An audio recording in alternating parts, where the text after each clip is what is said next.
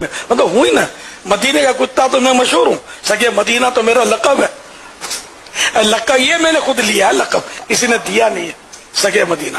تو یہ کہتے ہیں دنیا ہمیں پہچانے تو حضور کے دربار کا کتا کہہ کر پہچانے۔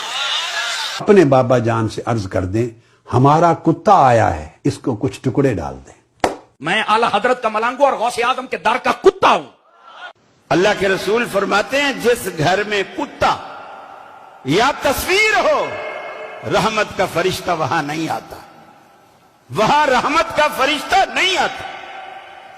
اللہ کے رسول مدینے میں تھے، چارپائی پر لیٹے ہوئے تھے، مدینے کی چارپائی کے نیچے حجرہ بھی آپ کا تھا، وہ بھی مدینے میں تھا، اور مدینے والی سرکار مدینے کی چارپائی پر لیٹی ہوئی، کتے کا ایک چھوٹا سا بچہ بغیر آواز نکالے آیا اور اس چارپائی کے نیچے آرام سے بیٹھ گیا۔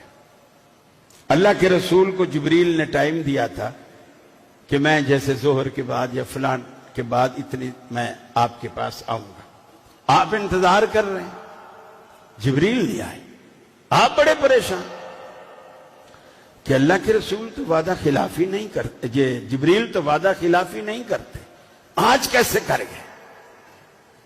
پریشانی میں کبھی کمرے میں ٹہل لیں، اچانک دروازے کے باہر نکل گئے، جیسے باہر نکلے دیکھا تو دیوار کے باہر جبریل کھڑے ہوئے۔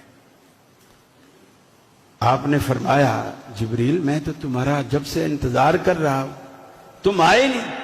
کہا اللہ کے رسول جس گھر میں کتا یا تصویر ہو ہم اس گھر میں داخل نہیں ہوتے، ہم اس گھر میں نہیں آتے۔ اب یہاں کئی مسئلے حل ہوتے ہیں۔ جبریل آپ کے حجرے کے دیوار کے باہر کھڑا ہے، آپ دیوار سے اندر ہیں، آپ کو پتہ نہیں ہے کہ جبریل باہر آئے کھڑے ہیں، نمبر ایک۔ نمبر دو، کتا آپ کی چارپائی کے نیچے آ گیا، آپ اوپر لیٹے ہوئے ہیں، آپ کو پتہ نہیں ہے کہ میری چارپائی کے نیچے کتے کا بچہ آ گیا ہے۔ تیسرا، جبریل نے کہہ دیا کہ جس گھر میں کتا یا تصویر ہو ہم اس گھر میں نہیں آتے۔ اللہ کے رسول نے فرمایا میرے گھر میں دونوں چیزیں نہیں ہیں، نہ کتا ہے نہ تصویر ہے۔ جبریل کے بتانے پر بھی آپ نے انکار کیا کہ میرے گھر میں دونوں چیزیں نہیں ہیں۔ جبریل نے کہا نہیں یا رسول اللہ، آپ کے گھر میں کتا ہے۔ آپ آئے، اعلیٰ حضرت ملفوظات میں لکھتے ہیں چاروں طرف دیکھا، کہیں کچھ نہ ملا، اپنے پلنگ کے نیچے نظر پڑی تو کتے کا پلا